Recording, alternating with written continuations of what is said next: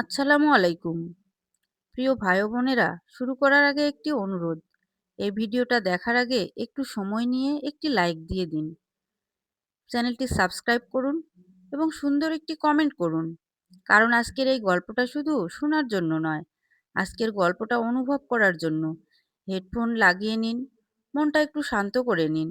কারণ আজ আপনি যে গল্পটা শুনতে যাচ্ছেন এমন এক কাহিনী যেখানে আছে আল্লাহর সঙ্গে সরাসরি কথা বলার এক নবী, আছে শুকরিয়ার শক্তি, আর আছে এমন এক ঘটনা যেখানে মালাকুল মউত আজরাইলের চোখ পর্যন্ত খুলে পড়ে যায়।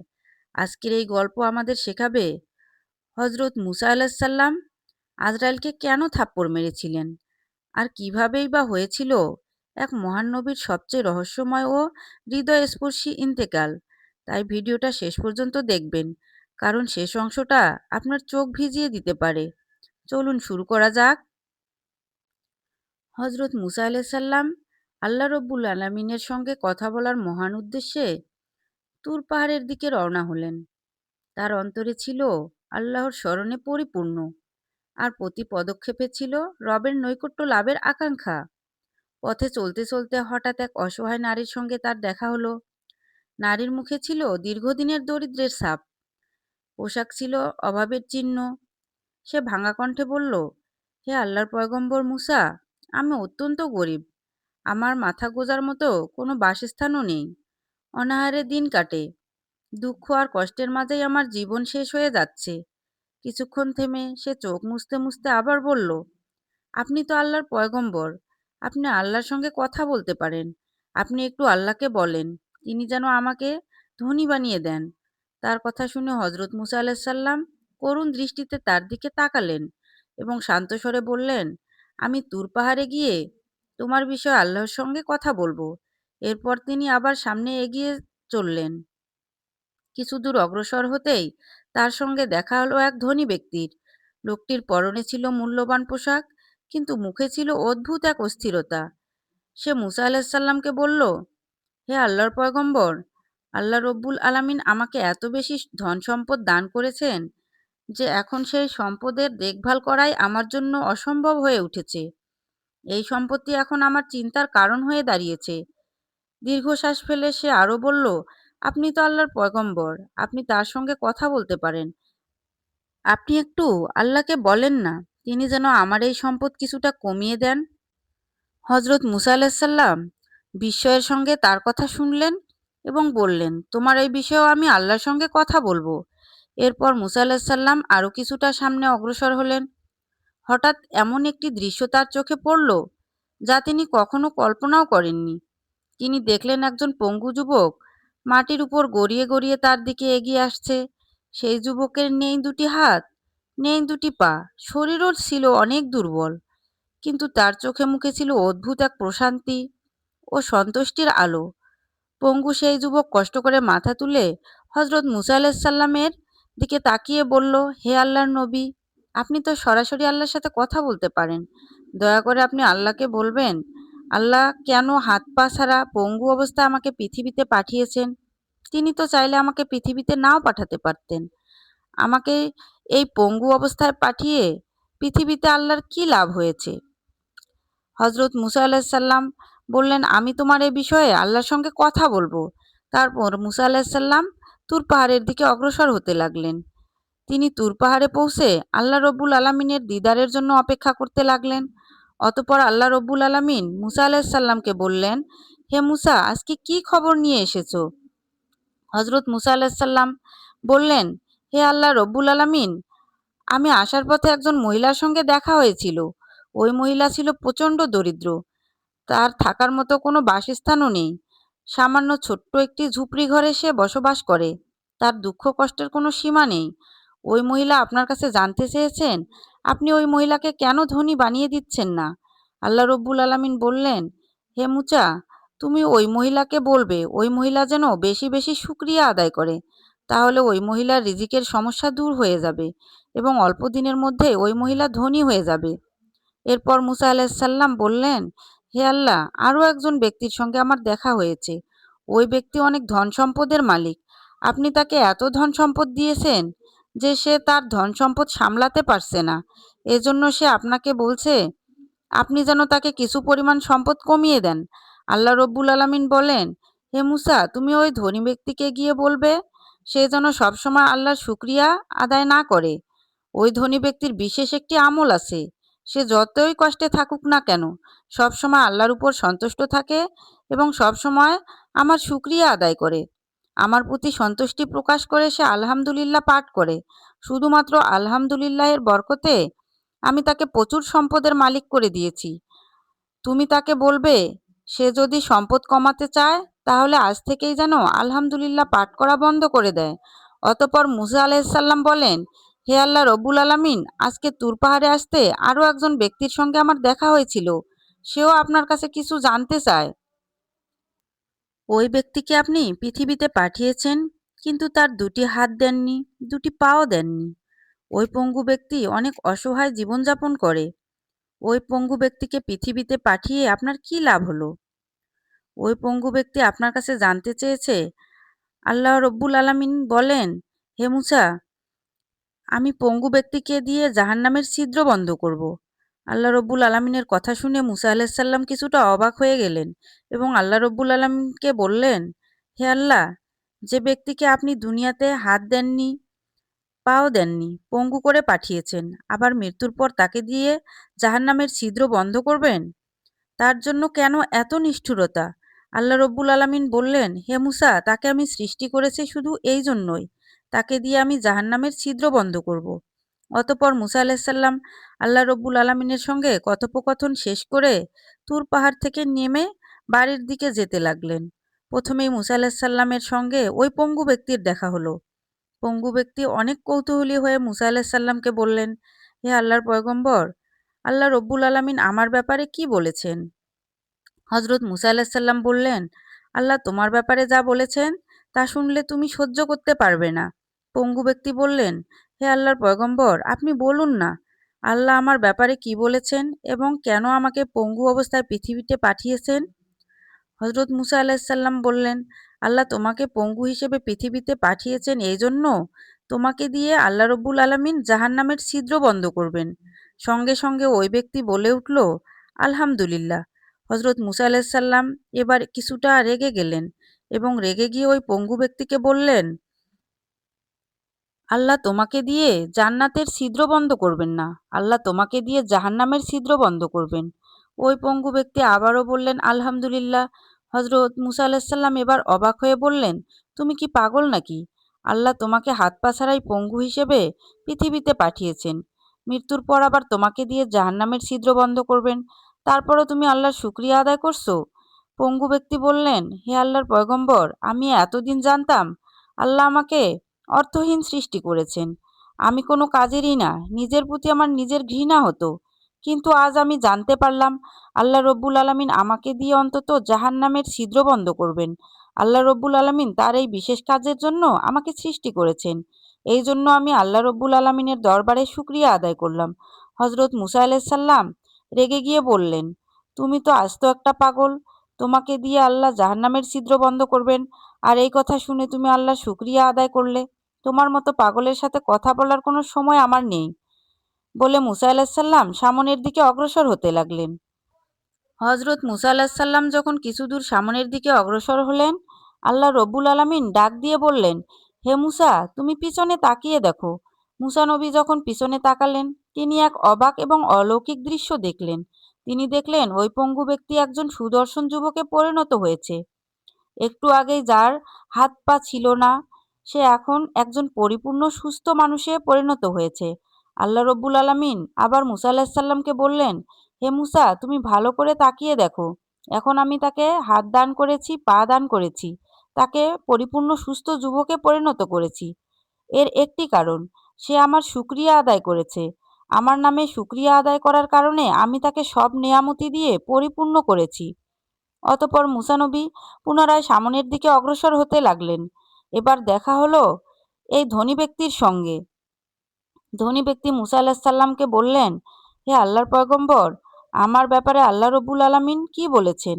হজরত মুসা আলাহিসাল্লাম বললেন, আল্লাহ রব্বুল আলামিন আপনার ব্যাপারে বলেছেন আপনি নাকি বিশেষ একটি আমল করেন, আপনি সর্ব অবস্থায় আল্লাহর শুকরিয়া আদায় করেন, এজন্য আল্লাহ রব্বুল আলামিন আপনার ধন সম্পদ বাড়িয়ে দিয়েছেন। আজকের পর থেকে আপনি আল্লাহর শুকরিয়া আদায় করা বন্ধ করে দেন। সর্ব অবস্থায় আপনি আল্লাহর শুকরিয়া আদায় করবেন না, তাহলে আল্লাহ রব্বুল আলামিন আপনার সম্পদ কমিয়ে দেবেন। ধনী ব্যক্তি বললেন, হে আল্লাহর পয়গম্বর, তা কি করে সম্ভব? আমি একদিনও আল্লাহর শুকরিয়া আদায় না করে থাকতে পারবো না। আমি যেমন থাকি না কেন, যে অবস্থায় থাকি না কেন, সর্ব অবস্থায় আমি আল্লাহর শুকরিয়া আদায় করি। তাই কখনোই আল্লাহর শুকরিয়া আদায় করা থেকে নিজেকে বিরত রাখবো না। এরপর মুসা আলাইহিসসালাম ও ধনী ব্যক্তির কাছ থেকে বিদায় নিয়ে আবার সামনের দিকে অগ্রসর হতে লাগলেন। এবার মুসা আলাইহিস সালামের সামনে দেখা হলো দরিদ্র মহিলার। দরিদ্র মহিলা দরিদ্র মহিলা মুসা আলাইহিস সালামকে বললেন, হে আল্লাহর পয়গম্বর, আল্লাহ রব্বুল আলামিন আমার ব্যাপারে কি বলেছেন? হযরত মুসা আলাইহিস সালাম বললেন, আল্লাহ তোমাকে ধনী বানিয়ে দেবেন। এজন্য তোমাকে একটি আমল নিয়মিত করতে হবে। তুমি যে অবস্থায় থাকো না কেন, আল্লাহ রব্বুল আলামিনের শুকরিয়া আদায় করতে হবে। তুমি না খেয়ে আছো, তুমি অনেক কষ্টে আছো, তারপরেও আল্লাহ রব্বুল আলামিনের শুকরিয়া আদায় করতে হবে। ওই দরিদ্র মহিলা রেগে গিয়ে বলল, হে আল্লাহর পয়গম্বর, আল্লাহ রব্বুল আলামিন আমাকে অনেক কষ্টে রেখেছেন। এই কষ্টের মাঝে থেকেও আমি কি করে আল্লাহর শুকরিয়া আদায় করব? যেদিন আল্লাহ রব্বুল আলামিন আমাকে সম্পদ দ্বারা পরিপূর্ণ করবেন, আমি সেদিনই আল্লাহর শুকরিয়া আদায় করব। অতঃপর মুসা আলাইহিস সালাম ওই মহিলার কাছ থেকে বিদায় নিয়ে চলে যাচ্ছিলেন। কিছু দূর সামনে অগ্রসর হওয়ার পর আল্লাহ রব্বুল আলামিন মুসা আলাইহিস সালামকে বললেন, হে মুসা, তুমি পিছনে তাকিয়ে দেখো। মুসা আলাইহিস সালাম পিছনে তাকিয়ে দেখলেন দরিদ্র মহিলার একটি ঝুপড়ি ঘর ছিল এবং মুহূর্তের মধ্যে একটি বাতাস এসে ওই ঝুপড়ি ঘর থেকে উড়িয়ে নিয়ে চলে গেলেন। দরিদ্র মহিলা চিৎকার করে কাঁদতে লাগলেন এবং বলতে লাগলেন, আমার শেষ আশ্রয়স্থলটুকু বাতাস উড়িয়ে নিয়ে গেল। এখন আমি কোথায় থাকব? আল্লাহ রব্বুল আলামিন মুসা আলাইহিস সালামকে বললেন, হে মুসা, এই দরিদ্র মহিলা যদি আমার শুকরিয়া আদায় করত, তাহলে বাতাস ঝুপড়ি ঘরটা উড়িয়ে নিয়ে যেত না। হযরত মুসা আলাইহিস সালাম যখন বার্ধক্যে পৌঁছালেন, আল্লাহ রব্বুল আলামিন মালাকুল মউত আজরাইলকে মুসা আলাইহিস সালামের নিকটে পাঠিয়ে দিলেন। আজরাইল মুসা নবীর সামনে এসে বললেন, হে আল্লাহর পয়গম্বর, আমি মালাকুল মউত আজরাইল। আল্লাহ রব্বুল আলামিন আমাকে পাঠিয়েছেন আপনার জান কবজ করার জন্য। মুসা নবী বললেন, হে আজরাইল, তুমি কোন দিক দিয়ে আমার ভিতরে ঢুকবে, আমার জান কবজ করবে? আজরাইল বলেন, আমি আপনার মুখ দিয়ে ভিতরে প্রবেশ করব এবং আপনার রূহ কবজ করে নিয়ে যাব। হযরত মুসা আলাইহিস সালাম বললেন, এই মুখ দিয়ে আমি সরাসরি আল্লাহর সঙ্গে কথা বলেছি। আমি কিছুতেই আমার মুখ দিয়ে তোমাকে ভেতরে প্রবেশ করতে দেব না। আজরাইল আলাইহিস সালাম বললেন, তাহলে আমি আপনার নাক দিয়ে প্রবেশ করব এবং আপনার রূহ কবজ করে নিয়ে চলে যাব। হযরত মুসা আলাইহিস সালাম বললেন, আমি যখন তুর পাহাড়ে আল্লাহর সঙ্গে কথা বলতাম, ওই সময়ে আল্লাহর জান্নাতের খুশবু এবং সুঘ্রাণ আমি নাক দিয়ে উপভোগ করেছি। আমি কিছুতেই আমার এই নাক দিয়ে তোমাকে ভেতরে প্রবেশ করতে দেব না। হযরত আজরাইল আলাইহিস সালাম বললেন, আমি আপনার চোখ দিয়ে ভেতরে প্রবেশ করব এবং আপনার রূহ কবজ করে নিয়ে চলে যাব। হযরত মুসা আলাইহিস সালাম বললেন, আমি এই চোখ দিয়ে আল্লাহর নূরের তাজ দেখেছি। যে চোখ দিয়ে আমি আল্লাহর নূরের তাজ দেখেছি, আমি কিছুতেই সেই চোখ দিয়ে তোমাকে ভিতরে প্রবেশ করতে দিব না। মুসা আলাইহিস সাল্লামের এমন আপত্তিকর কথা শুনে আজরাইল কিছুটা বিভ্রান্ত হলেন। আজরাইল সামান্য রেগে গিয়ে বললেন, হে আল্লাহর পয়গম্বর মুসা, আল্লাহ আমাকে অনুমতি দিয়েছেন আপনার জান কবজ করার জন্য। আমার যেভাবে ইচ্ছা আমি সেভাবে জান কবজ করব। আমার যে দিক দিয়ে ঢুকতে ইচ্ছা হবে আমি সেদিক দিয়ে ঢুকে আপনার জান কবজ করে নিয়ে যাব। আজরাইলের এমন কথা শুনে মুসা আলাইহিস সালাম প্রচণ্ড রেগে গেলেন এবং রেগে গিয়ে আজরাইলকে অনেক জোরে একটি থাপ্পড় মারলেন। মুসা আলাইহিস সালাম আজরাইলকে এত জোরে থাপ্পড় মেরেছিলেন যে সঙ্গে সঙ্গে আজরাইলের একটি চোখ মাটিতে খুলে পড়ল। আজরাইল আলাইহিসসালাম আর এক মুহূর্ত দেরি করলেন না। তিনি চোখটি হাতে করে নিয়ে আল্লাহ রব্বুল আলামিনের আরশের নিচে চলে গেলেন এবং আল্লাহ রব্বুল আলামিনকে বললেন, হে আল্লাহ রব্বুল আলামিন, আপনি এমন এক ব্যক্তির রূহ কবজ করার জন্য আমাকে পাঠিয়েছেন যে তিনি প্রচণ্ড রাগী। আমি তার মুখ দিয়ে ভিতরে প্রবেশ করতে চাইলাম। সে বলল, যে মুখ দিয়ে আপনার সঙ্গে কথা বলেছে সেই মুখ দিয়ে আমাকে সে ভিতরে প্রবেশ করতে দিবে না। অতঃপর আমি নাক দিয়ে প্রবেশ করতে চাইলাম। সে বলল, ওই নাক দিয়ে সে আপনার জান্নাতের সুঘ্রাণ এবং সুবাস গ্রহণ করেছেন। ওই নাক দিয়েও সে আমাকে ভিতরে প্রবেশ করতে দেবে না। এরপর আমি তার চোখ দিয়ে ভেতরে প্রবেশ করতে চাইলাম। সে বলল, যে চোখ দিয়ে আপনার নূরের তাজ দেখেছেন, সেই চোখ দিয়ে আমাকে ভিতরে প্রবেশ করতে দেবেন না। এরপর আমি যখন একটু রেগে গিয়ে তার ভেতরে জোর করে প্রবেশ করতে চাইলাম, অমনি সময় সে আমাকে এত জোরে থাপ্পড় মেরেছে যে আমার চোখ খুলে মাটিতে পড়ে গিয়েছে। আল্লাহ রব্বুল আলামিন আজরাইলকে বললেন, হে আজরাইল, আমি তোমাকে যার জান কবজ করার জন্য পাঠিয়েছি সে দুনিয়ার কোনো সাধারণ ব্যক্তি নয়। আমি অতীতে যতগুলো নবী রাসূল পৃথিবীতে পাঠিয়েছি এবং ভবিষ্যতে যতগুলো নবী রাসূল পৃথিবীতে পাঠাবো, সবগুলো নবী রাসূলের চেয়েই মুসার রাগ অনেক বেশি। তুমি তো প্রথমেই ভুল করেছো।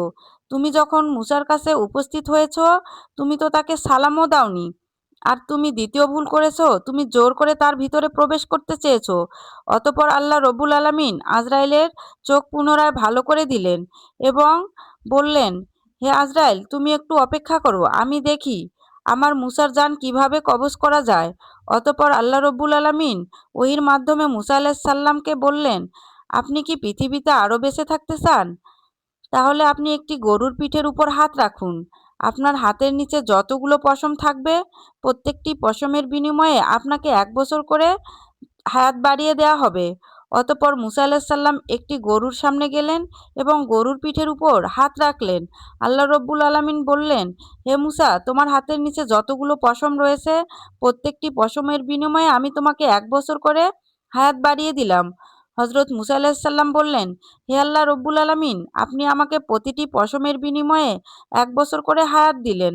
এরপর কি হবে? আল্লাহ রব্বুল আলামিন বললেন, এরপর যখন তোমার হায়াত ফুরিয়ে যাবে তখন তোমাকে মৃত্যুবরণ করতে হবে।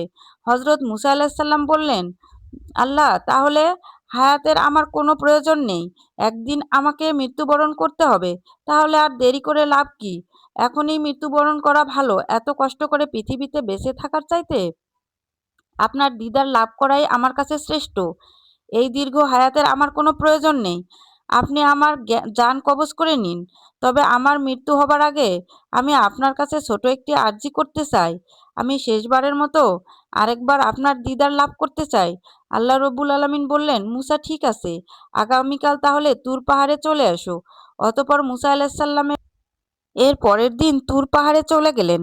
আল্লাহ রব্বুল আলামিন 70,000 নূরের পর্দা থেকে মুসা আলাইহিস সালামকে একটু নূরের তাজ জ্বালিয়ে দেখালেন। প্রথমবার যখন আল্লাহ রব্বুল আলামিন মুসা আলাইহিস সালামকে নূরের তাজ দেখিয়েছিলেন, ওই সময় মুসা আলাইহিস সালাম বেহুশ হয়ে পড়েছিলেন। কিন্তু দ্বিতীয়বার যখন আল্লাহ রব্বুল আলামিন মুসা আলাইহিস সালামকে নূরের তাজ জ্বালিয়ে দেখালেন, মুসা আলাইহিস সালাম অত্যন্ত আনন্দের সহিত তা উপভোগ করতে লাগলেন। হযরত মুসা আলাইহিস সালাম বললেন, হে আল্লাহ রব্বুল আলামিন, আমি আপনার কাছে আমার একটি আরজি নিয়ে এসেছি। শেষবারের মতো আমি আপনার কাছে একটি দোয়া করতে চাই। আপনি দয়া করে আমার দোয়া কবুল করবেন। আল্লাহ রব্বুল আলামিন বললেন, হে মুসা, কি দোয়া করতে চাও? বলো। হযরত মুসা আলাইহিস সালাম বললেন, হে আল্লাহ রব্বুল আলামিন, আমার এই বনী ইসরায়েল জাতি কিয়ামত পর্যন্ত যেন রিজিকের সমস্যায় না পড়ে, আপনি তাদেরকে অফুরন্ত রিজিক দান করেন। অতঃপর আল্লাহ রব্বুল আলামিন বললেন, হে মুসা, তুমি তোমার হাতের লাঠি দিয়ে পাহাড়ে আঘাত করো। মুসা আলাইহিস সালাম যখন লাঠি দিয়ে পাহাড়ে আঘাত করলেন, পাহাড় থেকে একটি নদী বের হয়ে আসলো। আল্লাহ রব্বুল আলামিন বললেন, হে মুসা, এবার লাঠি দিয়ে নদীর পানিতে আঘাত করো। মুসা আলাইহিস সালাম যখন পানিতে আঘাত করলেন, মুহূর্তের মধ্যেই নদীর পানি থেকে একটি বিশাল পাথর বের হয়ে আসলো।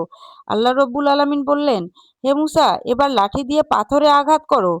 হযরত মুসা আলাইহিস সালাম যখন লাঠি দিয়ে পাথরে আঘাত করলেন, সেই পাথরের ভেতর থেকে একটি হরিণ বের হয়ে আসলো। মুসা আলাইহিস সালাম খেয়াল করে দেখলেন হরিণের মুখে তাজা ঘাস দেখা যায়। আল্লাহ রব্বুল আলামিন বললেন, হে মুসা, তুমি কি দেখেছো? হরিণের মুখে তাজা ঘাস দেখা যাচ্ছে। এই পাহাড়ের ভিতরে নদী, নদীর ভিতরে পাথর, পাথরের ভিতরে ওই হরিণ। ওই হরিণকেও আমি আল্লাহ রব্বুল আলামিন খাবার খাইয়ে বাঁচিয়ে রেখেছি। শুধু বনি ইসরায়েল জাতি কেন, পৃথিবীতে আমি যতগুলো মাখলুক সৃষ্টি করেছি, সবগুলো মাখলুকের রিজিকের ব্যবস্থা আমি আল্লাহ নিজেই করব। অতঃপর মুসা নবী আল্লাহর সঙ্গে কথোপকথন শেষ করলেন। এরপর মুসা নবী তুর পাহাড় থেকে নেমে বাড়ির দিকে হাঁটতে শুরু করলেন। একটি মরুভূমিতে আসার পর মুসা আলাইহিস সালাম খেয়াল করে দেখলেন 6 জন ব্যক্তি একটি কবর খনন করছেন। মুসা নবী তাদের নিকট গেলেন এবং তাদেরকে বললেন, এই এলাকার আশপাশ তো কোথাও বসতি নেই, তাহলে তোমরা এখানে কিসের কবর খনন করছো? ওই ব্যক্তিদের মধ্যে থেকে একজন ব্যক্তি বললেন, এখানে দূর থেকে একটি গ্রাম, ওই গ্রামে একজন ব্যক্তি ইন্তেকাল করেছেন, আমরা তার মৃতদেহটি এখানে কবর দেব, এই জন্য আমরা এখানে কবর খনন করছি। আপনি তো আল্লাহর পয়গম্বর, কবর খনন করার জন্য আপনি আমাদের একটু সহযোগিতা করুন। অতঃপর হজরত মুসা আলাইসাল্লাম নিজ হাতে কবর খুঁড়তে লাগলেন। এক পর্যায়ে যখন কবর খননের কাজ শেষ হয়ে গেল, ওই 6জন ব্যক্তি মুসা আলাইসাল্লামকে বললেন, হে আল্লাহর পয়গম্বর, যে ব্যক্তি ইন্তেকাল করেছেন সেই ব্যক্তি দেখতে কিছুটা আপনার মতো, তার দৈহিক গঠনও আপনার মতো। আপনি যদি একটু কবরে শুয়ে দেখতেন তাহলে আমরা নিশ্চিত হতে পারতাম ওই ব্যক্তির জন্যই কবর সঠিকভাবে প্রস্তুত হয়েছে কিনা। অতঃপর হজরত মুসা আলাহিসাল্লাম কবরে শুয়ে পড়লেন। মুসা নবীর কবরে শুয়ে অনেক আরাম এবং তৃপ্তি অনুভব করতে লাগলেন। এমন সময় আল্লাহ রব্বুল আলামিন ফেরেশতা জিবরাইল আলাইহিসসালামকে বললেন, তুমি জান্নাত থেকে একটি আপেল নিয়ে যাও এবং মুসাকে এই আপেলটি খেতে বলো। সেই সাথে আল্লাহ রব্বুল আলামিন ফেরেশতা আজরাইলকে বললেন, মুসা যখন আপেলে কামড় দিবে ঠিক সেই মুহূর্তে তুমি মুসার শরীরের ভিতর প্রবেশ করবে এবং তার জান কবজ করে নিয়ে চলে আসবে। অতঃপর ফেরেশতা জিবরাইল আলাইসাল্লাম মুসা নবীকে একটি আপেল এনে দিলেন এবং বললেন, হে আল্লাহর পয়গম্বর, এতক্ষণ আপনার সঙ্গে যারা কবর খনন করেছিলেন তারা কেউই মানুষ নয়, তারা সকলে ছিল আল্লাহর ফেরেশতা। আল্লাহ রব্বুল আলামিন জান্নাত থেকে আপেলটি আপনার জন্য পাঠিয়েছেন। এই আপেলটি খাওয়ার পর আপনার মৃত্যু হবে। অতঃপর মুসা নবী আনন্দের সাথে সেই আপেলটি ভক্ষণ করলেন। এই সুযোগে ফেরেশতা আজরাইল আলাইসাল্লাম মুসা নবীর ভিতরে প্রবেশ করে তার রূহ কবজ করে নিয়ে চলে গেলেন। এতক্ষণ মানুষরূপী যে সকল ফেরেশতা মুসা আলাহিসাল্লামের সঙ্গে কবর খনন করেছিলেন, মুসা আলাহিসাল্লামের জান কবজ হওয়ার পর ওই ফেরেশতা সকল মুসা আলাহিসাল্লামকে পুনরায় কবর থেকে উপরে উঠালেন এবং ফেরেশতাগণ মুসা আলাহিসাল্লামকে গোসল করালেন, জান্নাতি কাপড় দিয়ে মুসা আলাহিসাল্লামের দেহকে আবৃত করলেন। অতঃপর হাজার হাজার ফেরেশতা উপস্থিত হতে শুরু করলেন। মুসা আলাহিসাল্লামের জানাজা সম্পূর্ণ হলো। এরপর ফেরেশতাগণ মুসা আলাহিসাল্লামকে পুনরায় কবরে দাফন করলেন। ফেরেশতাগণ মুসা আলাহিসাল্লামকে দাফন করার পর আল্লাহ রব্বুল আলামিনের অলৌকিকভাবে মুসা আলাহিসাল্লামের কবরের চিহ্ন এমনভাবে মিশিয়ে দিয়েছেন যেন কেউ বুঝতে না পারে এখানে কোনো ব্যক্তি দাফন করা হয়েছে। কেননা ওই সময় বনি ইসরায়েল জাতি ছিল কবর পূজারী। তারা যদি জানতো এখানে মুসাকে দাফন করা হয়েছে তাহলে তারা মুসা আলাহিসাল্লামের কবরকে কেন্দ্র করে শিরকের আস্তানা গড়ে তুলত।